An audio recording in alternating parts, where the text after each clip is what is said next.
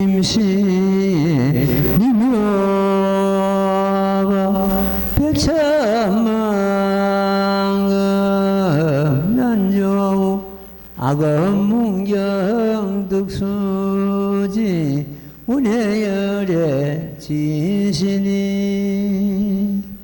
나무묘법년하여 나무묘법년하여 나무묘법년하여 불설간 보현보살 행복견 그 곡기니 열머리에는 배나 한 세 사람이 있는데 한 사람은 금륜을 잡고 한 사람은 많이 보배를 가졌으며 한 사람은 금강절을 잡았음이라.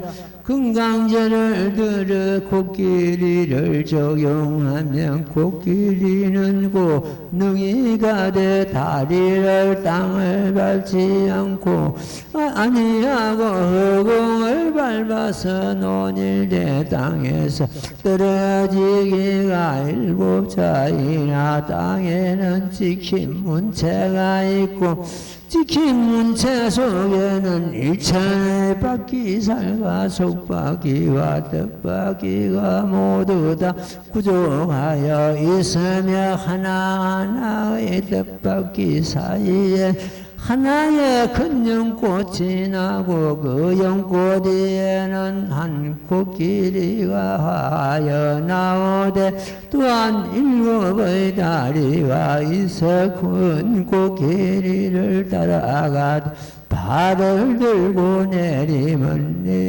7천의 코끼리를 향해서 큰 속이 되고 큰 코끼리를 쫓아 따르느니라. 나무묘법연하경. 경의 제목이 불설간 보현보살 행법경입니다. 불설간, 간을 한다는 이건 만의 간이지 눈으로 보고 하는 그런 간이 아닙니다. 눈으로 보는 것은 볼시자, 볼견자 뭐 이렇게 쓰겠지요. 그런데 여기서는 간은 마음으로서 비추보는 걸 갖다 간이라는데, 지금 우리가 여기서 독행한 이 대목도 현실적으로 우리가 육안으로 보는 그런 경우로서는 전혀 이해를 지금 안 가고 이해를 못 합니다. 마음으로서 비추보는 걸 말합니다. 이 보현보살을 뵙고자 가난한 그런 가난한 법을 지금 현재 이 행복에서는 설하고 계십니다. 우리는 보현보살을 뵙고자 어떤 이런 간을 하는 것보다는 차라리 나무모범연하경 경전을 제목을 일심으로 외우는 것이 그때 시방제부를 배우는 것이 되고 또한 보현보살을 배우는 것이 됩니다. 별도로 이 간을 하는 것 같으면 제목봉창하는 사람 경우에는 굉장히 어지럽습니다.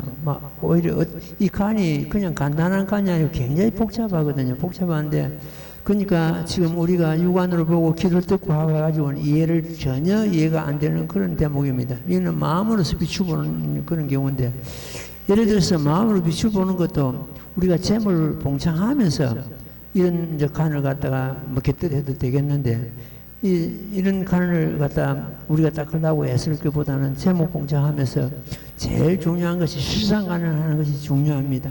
실상간은 자기 마음을 비추보는 거거든요. 자기 마음을 가만히 자기 마음에 진실한 상을 갖다 비추는 것을 갖다가 법화삼매라 그러고 실상간이라고 합니다. 이 행법경에서도 실상간을 갖다 주로 이제 참 중요하게 이렇게 대목이 나오는데, 먼저 앞에서 지난 시간에 공부를 했습니다. 아란존자하고 가섭존자하고 또한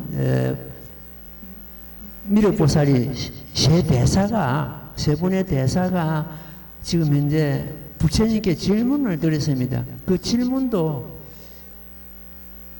한꺼번에 5가지 질문을 갖다 하기 때문에 굉장히 이해하기가 까다롭습니다. 그래서 그걸 갖다가 이 스님이 정리를 해가지고 그 질문을 갖다가 조목조목이 5가지를 분리를 해놨습니다. 오늘 또 지난 시간에 공부를 했습니다만 말씀을 드리겠습니다. 아란존자, 가섭존자, 또 미르보살께서 부처님께 이제 질문을 드렸죠. 그런데 첫째는 열애께서 멸도하신 후에 지금이죠. 어떻게 하여야 중생이 보리심을 일으키게 합니까? 보리심은 깨달은 마음을 일으키게 합니까? 하는 거 질문이었고, 두 번째가 대승방등경을 수행하여, 대승방등경은 이 모범연학을 두고 하시는 말씀입니다. 수행하여 일실의 경계를 깊이 생각합니까? 하는 거예요.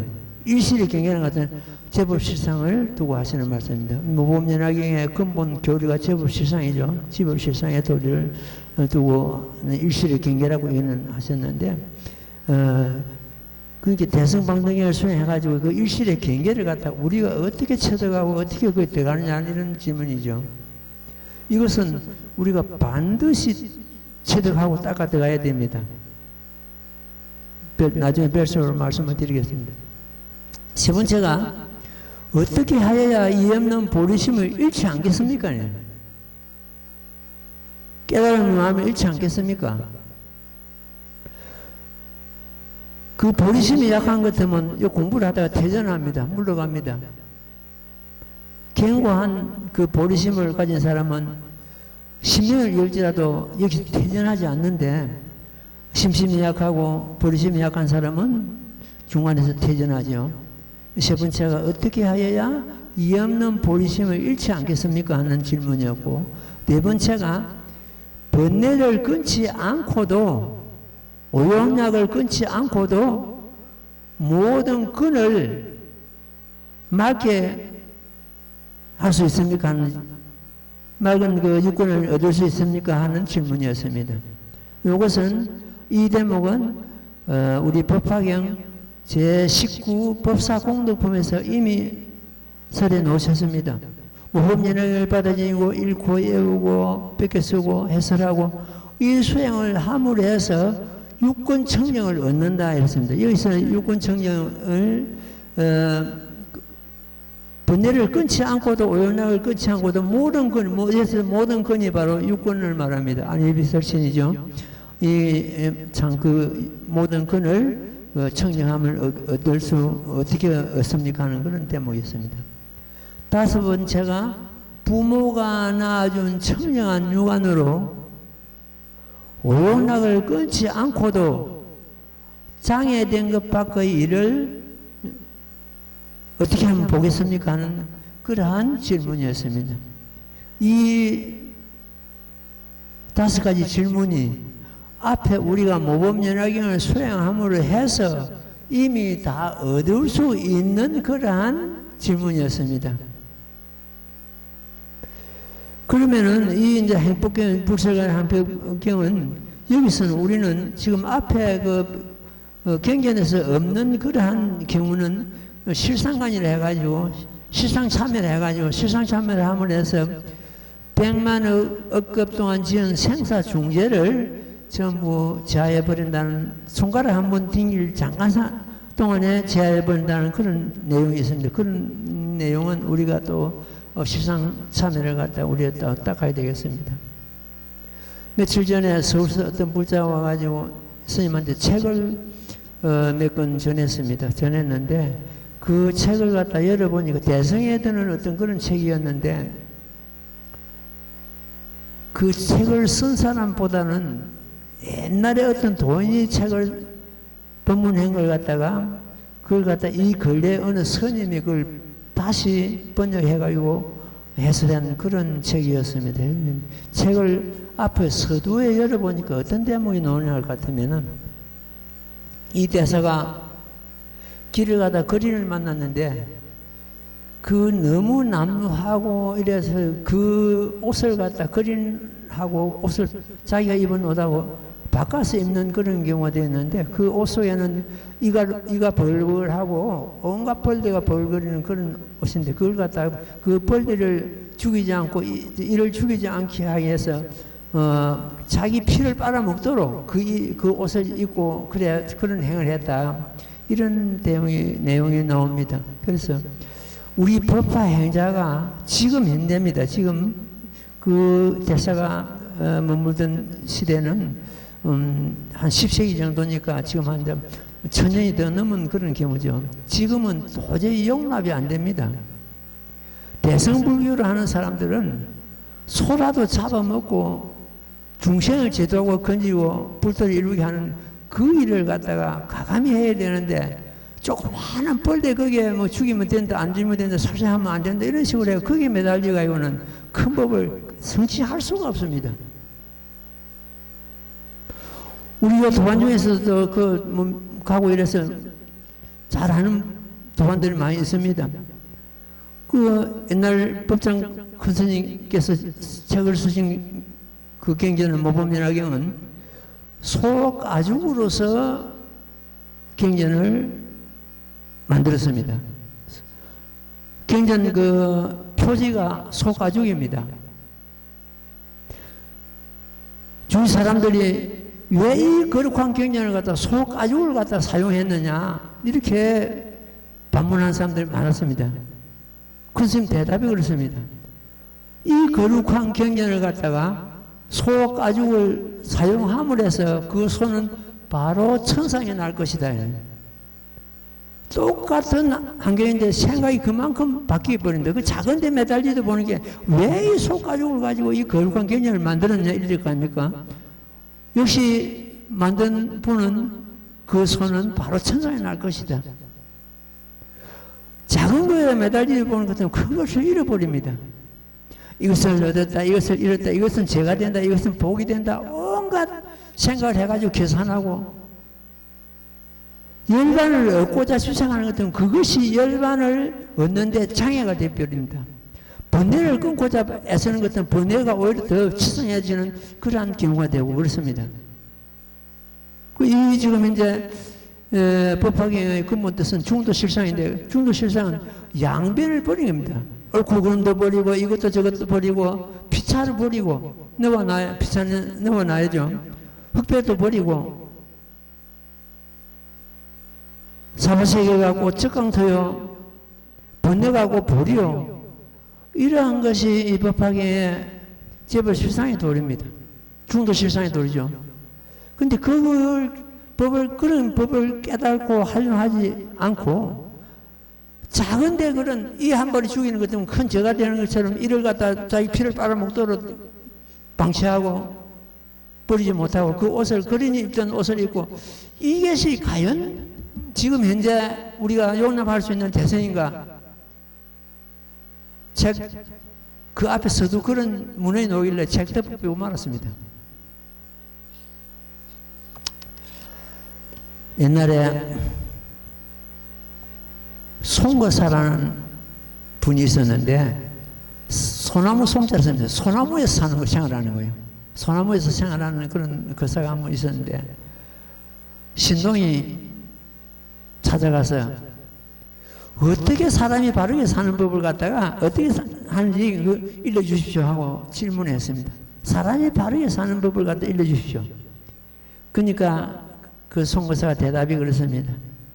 지향막작이요 중선봉행이니라 모든 악을 짓지 말고 여러 가지 성근을 받들어 행하라 이렇게 했단 말이에요.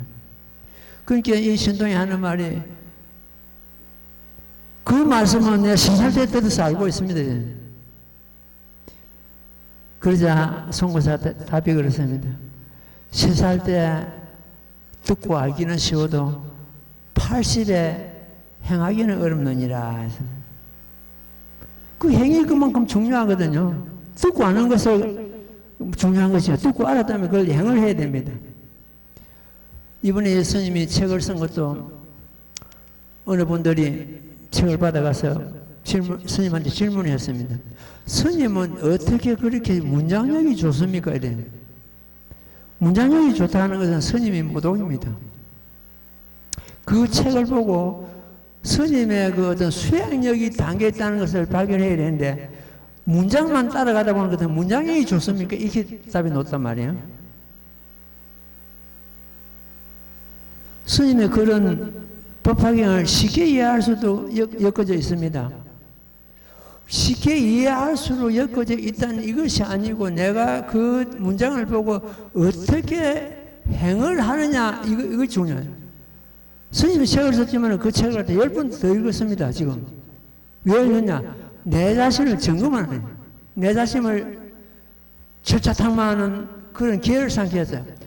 그 문장에 쫓아가지 않고 그 문장을 알았다면 그 행을 갖다 내가 과연 내 행을 그 문장력을 가지고 내 행에 들어가야 되거든요. 행에 옮겨야 됩니다. 책을 보고 경전도 마찬가지입니다. 경전을 우리가 읽고 그 경전 내용을 가지고 내 행에 옮겨야 되거든요. 내 행에 옮기지 못한다면 큰 의미가 없습니다.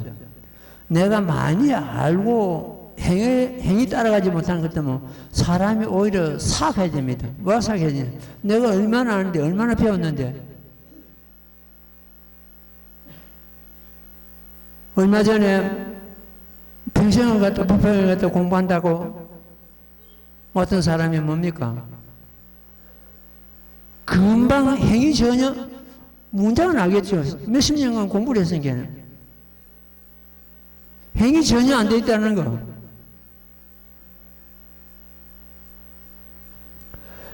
그래서 우리는 지금 보현보살을 갖다가 뵙고자 가난한 법을 배울 것이 아니고 보현의 행을 갖다가 우리 스스로 해야 됩니다.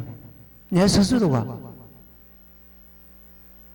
보현행이 뭡니까? 모범연락의 스승 강선주파는 그 자체가 보현행입니다. 행이 필요합니다.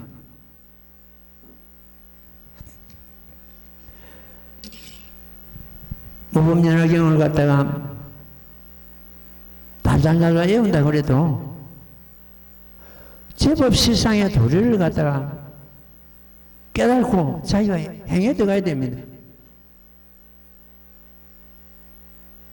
제법 하니까 그 선생님들 모든 선생님들이 다 그랬습니다. 세상에 있다는 온갖 모든 것, 모든 법 이게 제법 실상이다. 제법이 제법하는 것 때문에 우리가 글자 그대로 보는 것 때문에 온갖 모든 것 이게 맞거든요. 나중에 알았습니다.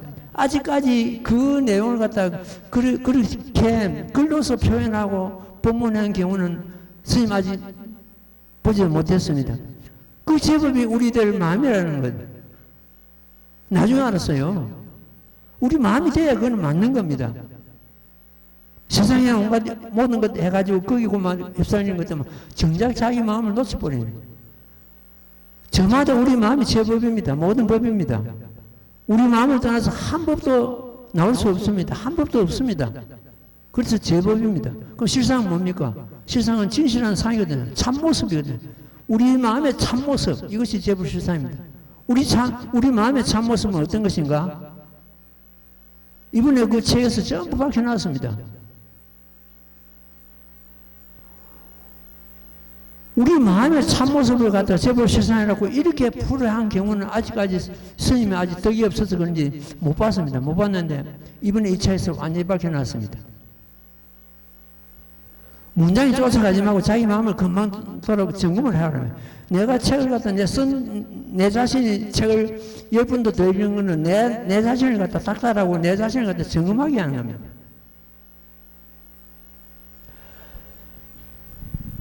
우리는 스님은 자랑합니다. 여러분들이 공부하는 이 도반들은 어디 내놔도 진실한 부자로서 그 역할을 충분히 할 뿐인 사람들이다. 그렇게 생각하는 것 때문에 스님이 이 세상에 와가지고 이 몸을 받아가지고 그래도 바깥에서 내는가 보다 하고 내 자신을 갖다 쌓아야 합니다. 여러분들 어디 가도 진실한 부자로서 그 역할을 충분히 할 수 있는 분들입니다. 그만큼 공부를 했고 그만큼 또 법문을 들었고 이번에 이 책은 스님의 어떤 유언이다, 유언집이다, 어떤 열반송이다 이렇게 생각하고 한 구절 한 구절 읽고 자기 구절에 자기 마음에 들어가지고 참 자기 자신을 갖다가 자기 마음을 갖다가 완전히 깨닫는 그런 경우가 되어야 되었고 어떤 분은 그 책을 받고 전화 왔어요. 내용이 다 무엇인가 이해를 하든 못 하든 그걸 떠나서 그냥 눈물이 질질 납니다, 눈물이. 심심이 있으니까 눈물 날 거 아닙니까? 책을 읽으니까 그냥 눈물이 줄줄 납니다. 어쨌든 우리는 자기 자신을 갖다가 경전을 읽고 챙기는, 점검하는 그러한 부자가 되어야 될 것 같습니다. 자, 경전 한번 들어봐. 그 코끼리의 머리에는 변한 세 사람이 있는데, 이 코끼리는 첫째는 그 힘이죠. 지구상에서 제일 힘센 동물이 코끼리라면 힘입니다. 힘을, 원력을 의미하고 있습니다. 그건 코끼리는 보현보살을 상징하는 어떤 동물이다, 이렇게 보면 됩니다. 코끼리의 머리에는 변한 세 사람이 있는데, 한 사람은 금륜을 잡고, 한 사람은 만이보배를 가졌으면, 한 사람은 금강제를 잡고, 이는 전부 법신구라 해가지고 절에, 큰 절에 가면 다 있습니다. 금강제를 갖다 들어서 코끼리를 갖다 적용하면 코끼리는 꽃능이 가되 다리를 땅을 밟지 아니하고 허공을 밟아서 논일되, 땅에서 떨어지기가 7자이나 땅에는 찍힌 문체가 있고, 찍힌 문체 속에는 일천의 바퀴 살과 속바퀴, 뒷바퀴 모두 다 구족하여 있으면, 이런 경우는 아까 말씀드린 대로 마음으로 간할 뿐이지 현실로서는 전혀 불가능하고 이해 안 가는 대목입니다. 그냥 우리가 그 마음을 이런 가나물에서 이게 이제 가능한 일이지, 그냥 우리가 육안으로 보고 어떻게 이해할 수 있는 대목이 아닙니다. 그래서 불설 간이라 했습니다. 그 간은 마음으로 비추보는 그런 경우입니다. 그래서 이거는 현실적인, 우리가 육안을 보고 현실적인 문제가 아니라는 것 같다. 여러분들 우선 이해하고 이 책에 들어가야 됩니다. 이 경전에 들어가야 됩니다. 모두 다 구조하여 있으면 하나하나의 뜻밖의 사이에는 하나의 큰 연꽃이 나고, 그 연꽃에는 한 코끼리를 하여 나오되, 또한 7다리를 있어. 코끼리가 다리가 7개입니다. 우리가 어떻게 이해를 합니까? 그냥 우리 간으로서 이렇게 생각하고 넘어가야 되거든요. 큰 코끼리를 따라가서 발을 들고 발을 내리며 7천의 코끼리를 낳아서 곤속이 되고 큰 코끼리를 쫓아 따르느니라. 이것은 말씀드린 대로 마음으로 가는 법이기 때문에 우리가 하나하나 어떻게 설명할 그런 참 건덕지가 아닙니다. 그냥 우리가 모범연화경을 읽고 외우고 또 해설하고, 모범연화경에 있어서는 강선주파는 그 자체가 보현보살을 보고자 가능한 것이 아니고 보현행을 하는 경우다, 이렇게 이해를 하면 됩니다. 보현을 보고자 가능한 것은 이행입니다. 이행. 이치적인 보현행을 내가 스스로 하는 것을 사야행이라 합니다. 사실적인 행위다. 우리는 사실적인 행위 필요하거든요. 보현행을 우리 스스로 해야 됩니다. 우리가 보현행을 스스로 하는 것 때문에 보현보살을 갖다 간하고자, 뵙고자 별도로 이런 간을 할 이유가 뭐 있겠는가 하는 그런 생각입니다. 모범연화경이나 그 문화의 경은 옛날 선식들이, 옛날 큰 스님들이 다 해설한 그런 경우가 있습니다만, 행법경을 갖다가 해설한 경우는 아직까지 없습니다. 이 스님도 행법경을 갖다가 이런 간을 갖다가 어떻게 풀이해야 될 건지, 어떻게 여기서 해설해야 될 건가 난감할 때가 있습니다. 이런 경우는. 그러니까 이는 마음으로서 간하기 때문에 이거는 가능한 일이지, 결과적으로 현실적인 문제는 이거는 불가능합니다. 자, 그 다음 대밀고 말씀드릴 같이 들으면, 나무모범연하여 나무모범연하여 나무모범연하여 나무모범연하여 부설간보현보살 행법경 코끼리의 코는 붉은 연꽃 비치며 이에는 한 부처님께서 계시어 미간으로 강명을 놓으시니 그 강명은 금빛이라 아까 같이 코끼리의 코로 들어가 코끼리의 코에서 나와서 코끼리의 눈으로 들어가 코끼리의 눈에서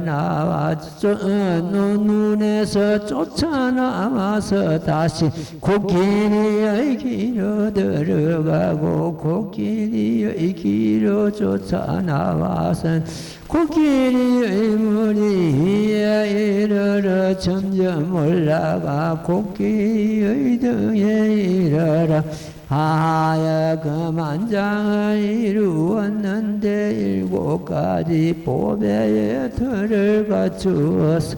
한 장의 사면에는 7가지 보배의 기둥이 있고 여러 가지 보배의 틀을 꾸며서 보대를 이루어서 보대 가운데 7가지 위보배로 된 하나의 연꽃이 있으니 그 연꽃을 100가지 보배로 같이 이루었으며 그 연하된 큰만이 중한 보살이 가부좌를 맺고 있으니 이름은 보현이라 하느니라. 나무 명법연하경. 우리가 독행한 이 대목도 역시 마음으로서 비추어보는 가난한 그런 대목들이었습니다. 법태 요 넣어가지고 오늘 소시지 좀 한 장씩 나눠주면 좋겠어요.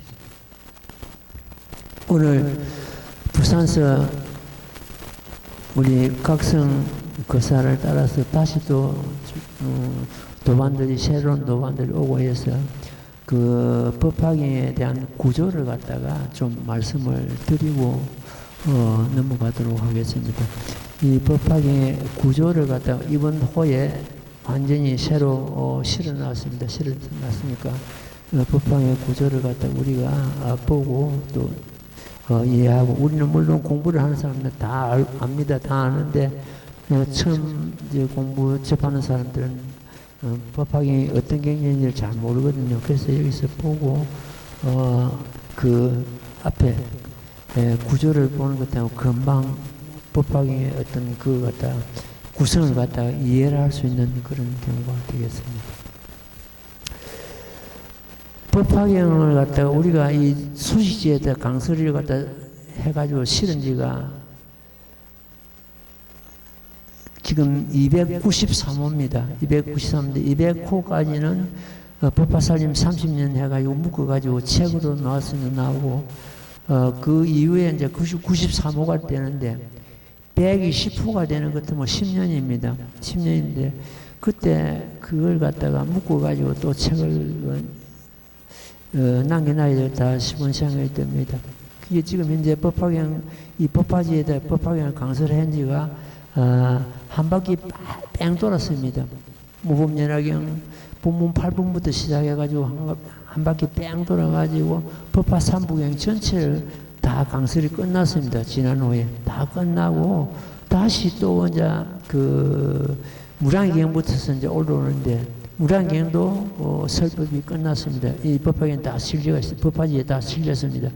이번에 다시 처음부터서 법화경 강설이 처음부터 서품부터서 시작이 됩니다. 우리는 뭐 익히 다 알겠지만은 처음 접하는 사람들은 이 법화경 구조를 보고 아 법화경이 이렇게 구성되어 있구나 것을 이해시키기 위해서 오늘 법화경 구조를 말씀드리겠습니다. 제일 먼저 법화경은 정문과 본문, 양문으로서 이렇게 구성되어 있습니다. 정문은 그 그림자 적자입니다. 적자가 거울 속에 내 얼굴과 같다 이렇게 보면 되겠습니다. 완전한 진리가 드러나지 않았습니다. 정문은 정문만 해도 팔만대장경 중에서 가장 위에 있는 본문입니다. 본문인데 전문보다도 본문이 훨씬 더 수성한 그런 진리를 담고 있죠. 그 정문의 이제 구성을 보는 것도 무슨 경제든지 서분, 정종분, 유통분 이렇게 세 분으로서 연결되어 있습니다. 어떤 경전도 마찬가지, 이 법화경도 마찬가지고 어떤 경전도 마찬가지 이렇게 되어 있어요. 서분은 처음 시작을 말하죠. 경전을 처음 시작할 때는 어떤 경전도 나는 이와 같이 들었다 이렇게 시작이 되는데 육과 원칙에 의해서 언제 어느 때 누가 무엇을 어떻게 왜 육아 원칙에 의해서 서문이 딱 연결됩니다. 이 법화경도 마찬가지입니다. 그래서 이제 정문의 서문은 제일 서품이 될 것이고, 그 다음에 이제 정종문인데, 정종문은 정문에서는 법설주, 비설주, 인연설주 이렇게 연결됩니다. 법설주는 제법실상의 도리를 갖다가 설하신 그런 경우입니다. 방편품과 비유품 앞에 반이 이 법설주에 속합니다. 그래서 방편품은 완전히 그 제법실상 도리를 갖다 심려시, 사부지견 등으로서 완전히 드러냈습니다. 드러내가지고 중생이 성불을 할 수 있는 길을 터놓았습니다. 이 굉장히 중요합니다. 지금 이제 이 정문에서는 방법품이 최고입니다. 제일 중요한 품입니다. 법화경에서 사요품이 있는데, 정문에서는 방편품, 그 다음에 제14 안락행품, 본문에 가는 것 같으면 열애순환품, 또 간센보살 보문품, 요 네 품이 이거 가장 참 중요한 품이다. 이래가지고 또 네 품을 갖다 공부하는 사람들도 있습니다. 어쨌든 지금 법설주는 그 제법 실상의 도리를 완전히 드러내는 경우가 되겠고, 그 다음에 비설주, 비설주는 신의 품은 그 궁자 비유를 들어서 이제 제법 실상을 다시 드러내는 경우입니다.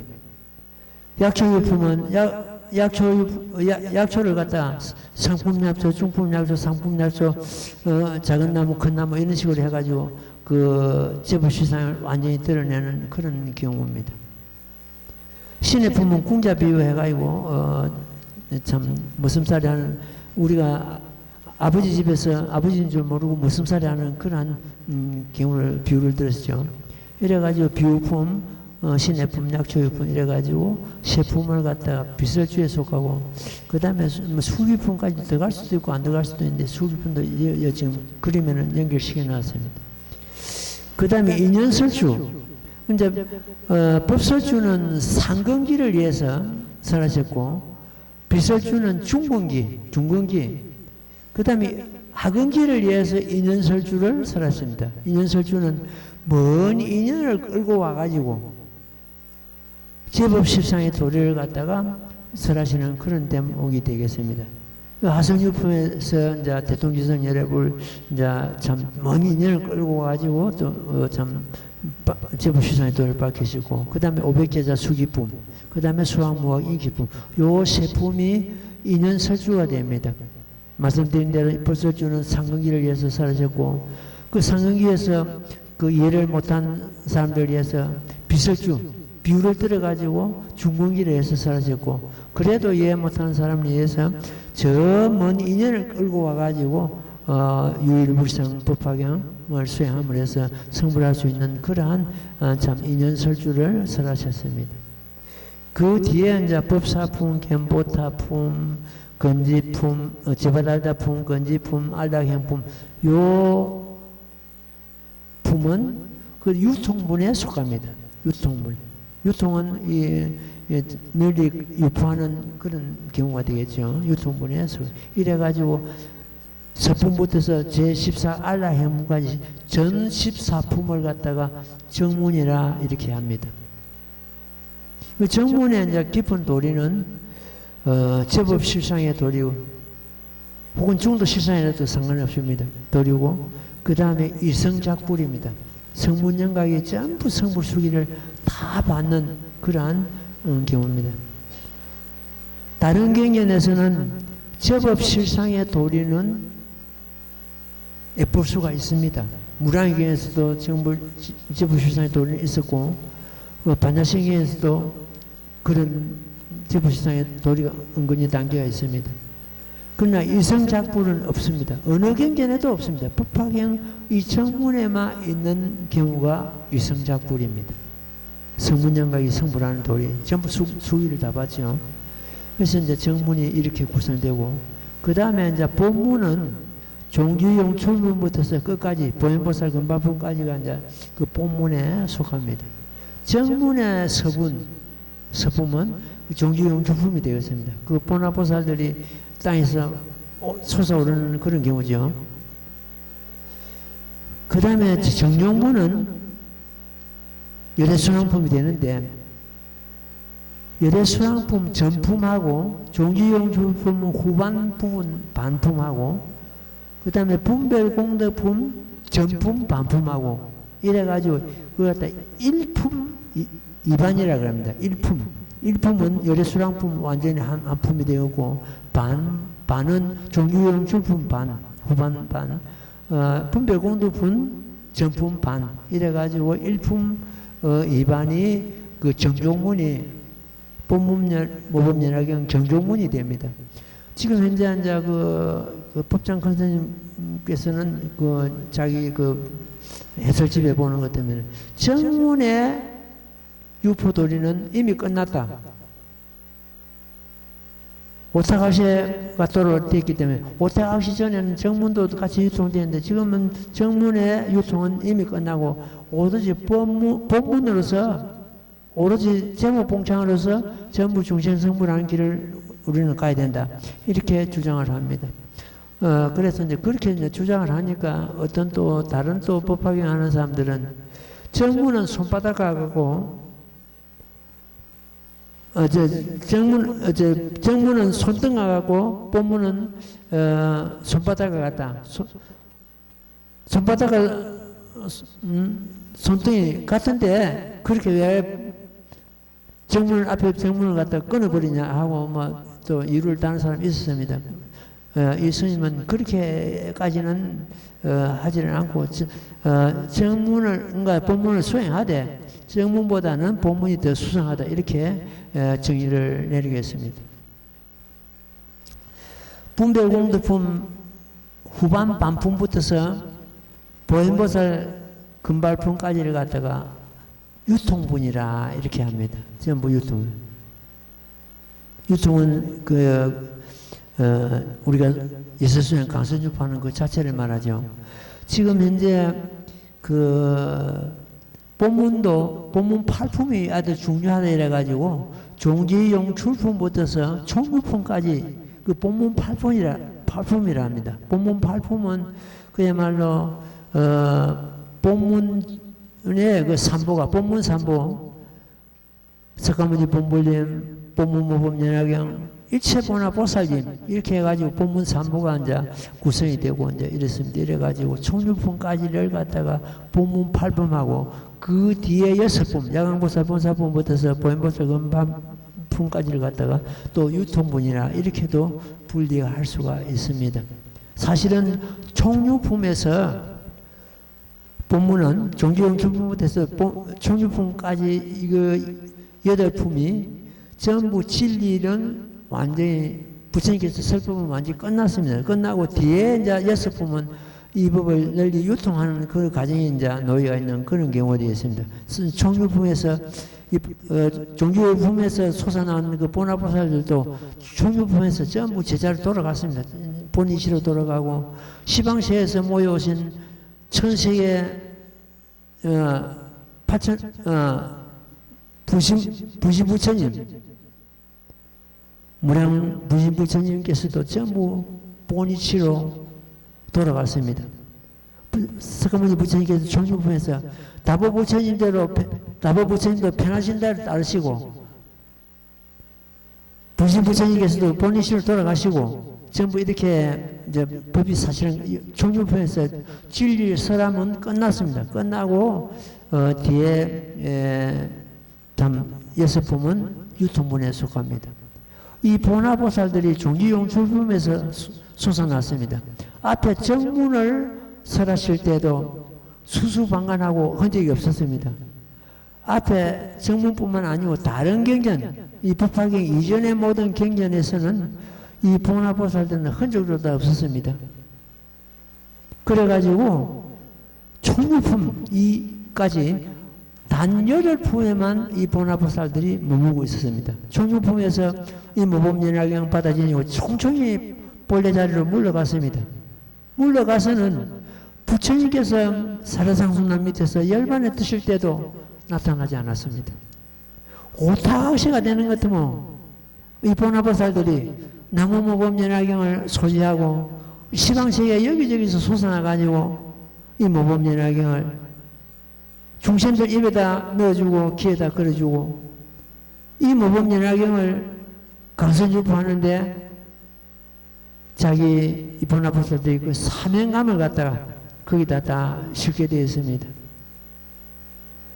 부처님께서 종중품에서 내가 100천만 아성직업 동안 얻기 어려운 이 안으따라 삼보리를 얻어서 이제 너희들에게 부족하느니 너희들은 널리 이 법을 잃고 외우고요 또 널리 펴라 이렇게 널리 강선유포하라고 이렇게 명을 하셨습니다. 그것도 한 번이 아니고 마정수기를 하면서 손을 뻗어서 이 보살들의 머리를 어루만지시고서 3번이나 같은 말씀을 반복해가지고 내가 100천만원 아성기업 동안 얻기 어려운 이 안으따라 삼보리법을 이제 너희들에게 부처하느니 너희들은 이 법을 널리 읽고 외우고 그리고 널리 강선유포하라 이렇게 명을 하셨습니다. 3번이나 이렇게 따짐을 하니까 이 보나보살, 적가보살 할 것 없이 모든 보살들이 부처님 부디 염려하지 마시옵소서 저희들이 이 법을 널리 수행하고 강선유포하겠나이다 하고 명시합니다. 이 보나보살들이 부처님 앞에서 3번이나 이렇게 명시하고 따지만 그 활동 시기가 오타각시입니다. 오타각시가 지금 이미 돌아왔기 때문에 이 보나보살들 활동 시기가 도래됐다 이렇게 보면 되겠습니다. 지금 이 말법 시대에 모범연화경을 읽고 외우고 정법봉창하고 자기 외우고 하는 이런 경우는 보나보살 행 그 자체입니다. 우리가 보나보살 별도로 우리를 제쳐놓고 있는 것이 아니고 우리 스스로가 그 행을 갖다 아까 보였는 행을 우리가 해야 된다고 말씀드렸는데 바로 우리 보나 행을 갖다 우리 스스로 하는 겁니다. 모범연화경 우리가 예사 수행하고 사랑과 같이 수행하고 다른 사람들에게 이 법을 널리 유포하는 그 행위를 우리 스스로 해야 된다. 이 보나보살들 그 참 활동 시기가 이미 도래됐다. 이 보나보살들은 이 사바세계에만 머무는 것이 아니고 솟아나는 것이 아니고 시방세계 모든 곳에 이 나무모범연화경 제목을 소지하고 여기저기서 솟아나가지고 이 법을 널리 유포할 것입니다. 그래서 오늘은 이렇게 법화경 구조를 가지고 대충 말씀드렸습니다. 요 지금 현재 이 구조 같은 경우는 여러분들이 앞에 집에 가서 복사를 해가지고 좀 크게 복사를 해가지고 붙여놓고 공부하는데 붙여놓고 해도 이렇게 항상 이 이제 구조를 보는 것 때문에 이해가 금방금방 일어날 것이란 말입니다. 그러면 지금 현재 이제 스님은 그러면 정문의 슬픔은 무슨 뜻을 담고 있고 본문의 뜻은 어떤 뜻으로 이 품품마다 금방금방 거의 외우다시피 외우고 있습니다. 여기는 어떤 내용이 들어있고 어떤 참 법이 쓰여져 있는지를 갖다 금방 다 지어하는데 여러분들이 처음부터 그걸 다 알기는 해도 이 지금 구조를 보고는 충분한 이해를 하리라 이렇게 믿어집니다. 오늘은 이 법화경 구조를 갖다 말씀드리고 다시 또 경전에 들어가도록 하겠습니다. 같이 독해.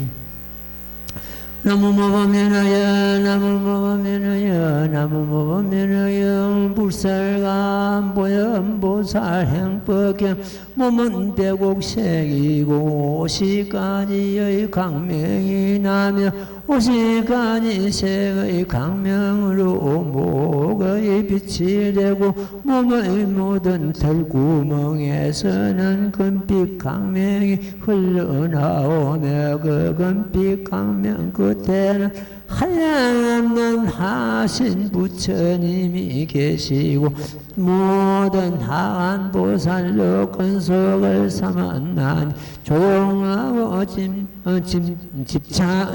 짐창하게 서서히 걸으며 큰 보배 꽃을 비우듯이 행자 베이느라 그 코끼리가 입을 여니 코끼리 어금니에 모든 무에서 옥녀 북과 금은고로 음악을 연주하고 노래한 그 소리가 밀려와야 태승의 일시를 도를 찬단하느니라.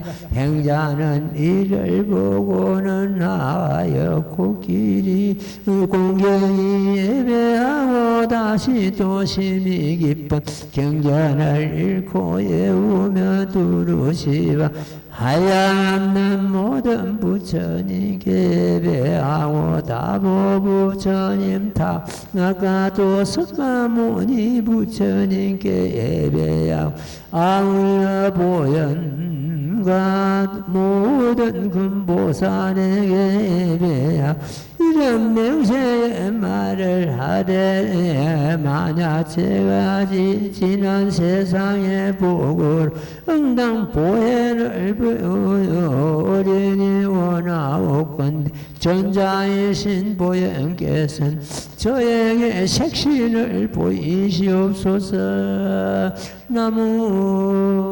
나무묘법 연하경. 이 대목도 역시 보현보살을 뵙고자 가난한 마음으로 비추보는 그런 내용이 담겨 있습니다. 열애실력품에 보면 이런 대목이 있죠. 이경을 받아지는 자, 부처님을 석가모니 부처님을 본 것이요, 나를 본 것이요, 다보 부처님을 본 것이며, 또한 시방세에서 모여오신 부신 모든 부처님을 본 것이며, 오늘날 내가 교한 모든 보살을 배운 것이 되느니라 이랬습니다. 이미 모든 부처님을 배웠고 다보 부처님을 배웠고 부처님께서 시방시에서 모여오신 부처님을 배운 것이 되고 또한 부처님께서 교하신 모든 보살을 본 것이 되느니라 이랬습니다. 우리가 이경이 부처님과 둘이 아님을 갖다가 잘 설하고 계십니다. 이경을 받아진 자, 부처님 몸을 받아진 자다. 부처님 머리에 인 자다. 이렇게 되어 있거든요. 그러니까 우리가 별도로 여서 이 간을 갖다 하는 것 때문에 마음이 오히려 복잡해질 가능성이 있으니까 그냥 제목을 일심을 하는 그 자체가 보현보살을 배운 것이 되니까 보현보살을 별도로 보려고 우리가 간을 할 필요가 있겠느냐 싶은 생각이 듭니다. 내가 경전에 있는 말씀을 갖다 내가 이러니까 부처님께서 나를 갖다 이 스님을 꾸중하실지는 모르겠습니다만도 나는 그렇습니다. 아까 말씀드린 대로 그 참 이가 버글버글한데 그 이들이 자기 피를 빨아먹도록 하고 이렇게 그걸 갖다 방치하지 않는 그게 과연 됐으니까 싶은 생각이 들고 그렇습니다. 그래서 어쨌든 우리는 큰 뜻을 가지고 크게 나가야 됩니다. 어디 갇히면 안 됩니다. 이거는 옳다, 이거는 그러다 이래가 갇히고 그 묵히고. 얼마 전에 이는 근래에 있었던 일입니다. 어느 스승 밑에서 공부를 갖다가 제자하고 있는데 항상 이 제자가 생각할 때는 답답한 거예요. 좀 확 튀어졌으면 이 스승이 늘 이 스승 밑에 있을 때는 내가 이래가지고 깨닫지도 못하고 막 시험만 보내겠다 싶어가지고 수행 장소를 옮깁니다. 스님, 저는 다른 데 가서 공부 좀 하고 오고 있습니다. 장소를 옮깁니다. 가가지고 한 소식을 한 거예요. 한 소식을 해가지고 다시 그 도랑을 찾아옵니다. 그래가지고 그 스승을 그 참 등을 밀어주면서 하는 말이 그렇습니다. 법당은 거룩하고만은 부처가 살고 있지 않다. 그러니까 스승이 그 말 듣고 너 조금 전에 뭐라 했노? 법당은 거룩한데 부처님이 살고 있지 않다. 자기 보고 하는 이야기거든. 칵 막혀 있다는 거죠. 확 튀어지 않았고. 그걸 갖다 비추어가지고 이런 데만 있습니다. 벌이 저 창틈으로 날아들기는 들었는데, 창틈이, 조그만 창틈이 있으니까 그거 보고 벌이 날아들는데, 나갈 구멍을 못 찾고, 진종일 애민 창원이만 들어박는다는 말이죠. 문을 확 터져야 됩니다. 막히면 안 되면, 이거는 옳다, 이거는 그렇다, 이거는 뭐, 어른같이 계율을 지키고, 스님의 계율이 240가지입니다.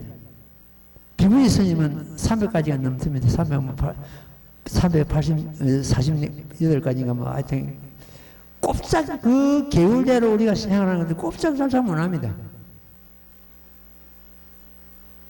물론 계율을 지켜야, 그것은 지켜야 되겠죠.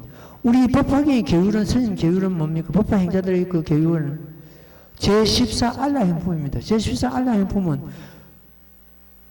우리 이 법화 행자의 계율, 덕목, 지켜야 할 교양, 이것이 그거 담겼습니다.